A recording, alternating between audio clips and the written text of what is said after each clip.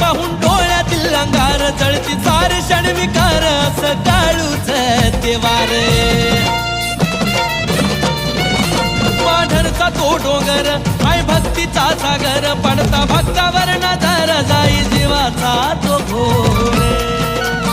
भक्ताशी तिची नाळ सदा सर्वदा त्रिकाळ सारा तिचाच खेळ असो आकाश पाताळ तिच्या मायेची पाखर तिच्या मायेची पाखर